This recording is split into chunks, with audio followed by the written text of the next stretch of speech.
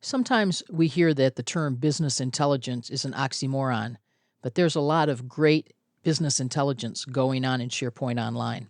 But some of it isn't. If you're used to some of the other SharePoint products like SharePoint Server, things like Performance Point Services, scorecards and dashboards, and the SQL Server reporting services are not available in any version of SharePoint Online. And then this is when we care whether you've subscribed to Plan 1 or Plan 2, because all of the business intelligence in SharePoint Online is only available in Plan 2. From a Business Intelligence Center through Excel services, Power Pivots, and Visio services, these are all Plan 2 features.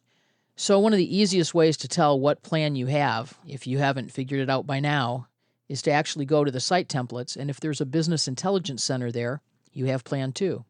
And if not, you don't. But let's take a look at what we can do, what's possible with Microsoft SharePoint Online's Business Intelligence Services.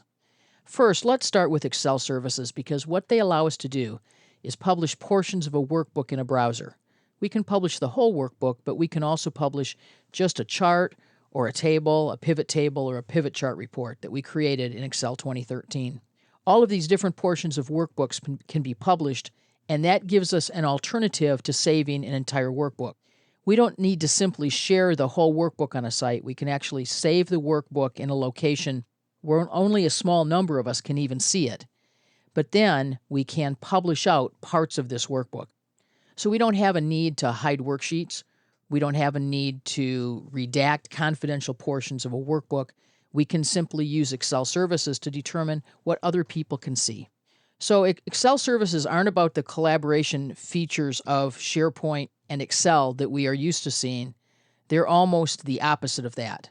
Because with Excel services, we get to deliver content without putting the entire workbook out there to be used.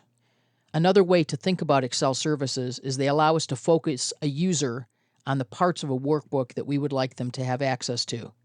This is a simple process. In Excel, you simply name the items that you wish to publish. You save the entire workbook to SharePoint, and you hit a Publish Options button to determine how you're going to display information. So Excel services are a critical feature under SharePoint Online Business Intelligence because in many of our organizations, Excel is the business intelligence tool of choice. We also have Visio services.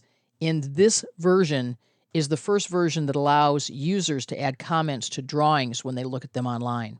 So you can show Visio in a browser, users can make comments, and you can automatically update your data-driven diagrams. Visio services have sometimes been a resource hog in SharePoint, and so you can also set a maximum cache size that's available to be used. These are technical requirements, but you can do this here in Visio services.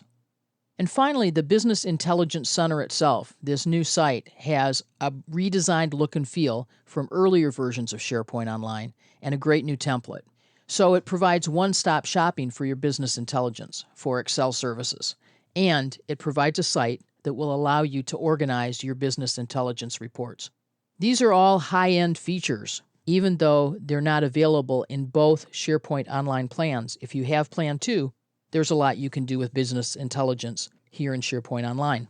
You'll find more information about this in a future course in the lynda.com training library.